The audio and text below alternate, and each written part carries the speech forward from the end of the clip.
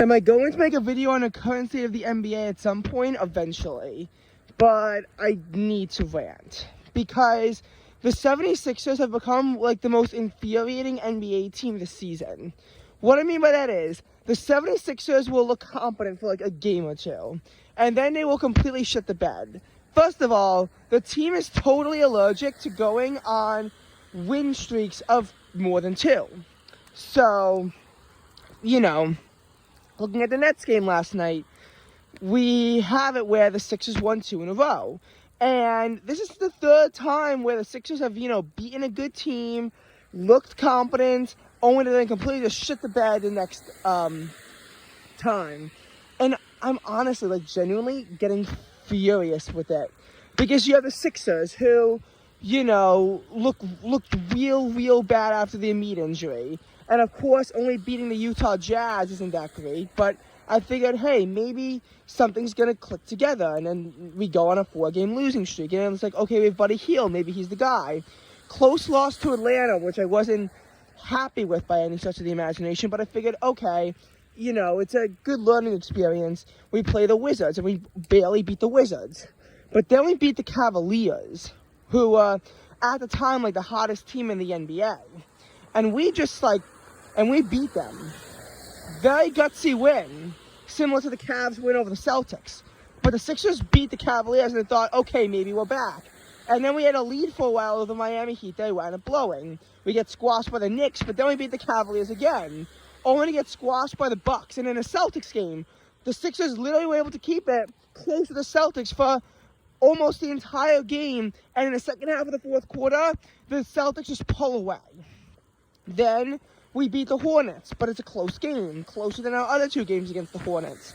And then we take on the Mavericks, a pretty good team that we beat in a pretty, close game.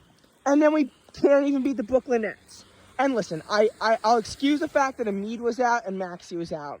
But this is a game that we should have won even without them. The Sixers blew a 14-point lead during this game and an 8-point lead during the fourth quarter.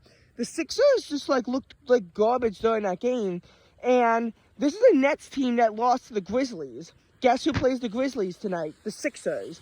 And after the Sixers, it's going to be a lot harder for them because we have to play the Pelicans and then play the Knicks twice. And we really need to beat the Grizzlies because I see the Sixers winning at most one of those games. Either they beat the Pelicans or they win one of the Knicks games. There is no way the Sixers are winning more than that. And it's really bad timing, too, because the Knicks lost, but the Sixers are still behind them, and the Magic and Heat won. The Heat had the tiebreak over the Sixers, and that's very unlikely to change. And, the Sixers had a tiebreak over the Magic, but they're a half game ahead of us now because they won and we lost. The Sixers actually fell from 5th to 7th place. The Magic went from 6th to 4th. The Miami Heat went from 7th to 6th. The Knicks went from 4th to 5th place. So, it's just the Sixers are on play-in level now. Now, I don't hate the idea of being the 7th seed entirely. Because I feel like if the Cavaliers can get back to the 2 seed, or if they're in the 3 seed and the Sixers are in the 6th seed, I feel like the Cavaliers are the one team we could beat in the wild card round. Especially, if Embiid's going to be back, which we don't know yet. But there is a real possibility that Joel Embiid is back and healthy to play for that game. And of course, we need Joel Embiid to play. Because here's the thing, Celtics, they're going to stomp us even if we have Embiid. Bucks, probably the same thing. Knicks, probably the same thing. But the Cavaliers are a team that we've proven we can beat without Joel Embiid. We've proven that without Embiid, we can beat the the Cavaliers. Which is why I want to be playing them in the first round. Obviously, after that game, it's going to be the winner of, the Bucks game with whoever else they're playing, which could be like a million other teams. But the 8 seed will be instant death for Philadelphia, and the other seeds, Philly's going to be a significant underdog in.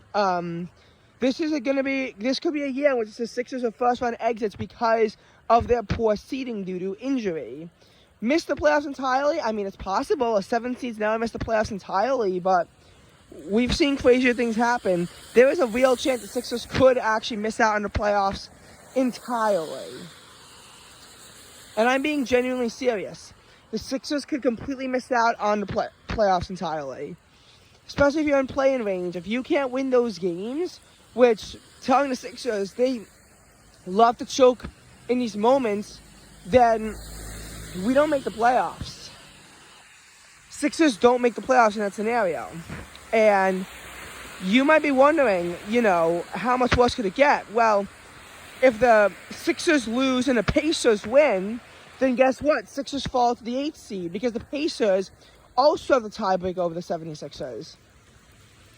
It's just a never-ending stream of misery. Like, no matter how you want to slice it, there really is no way that Philadelphia can get any kind of good seeding.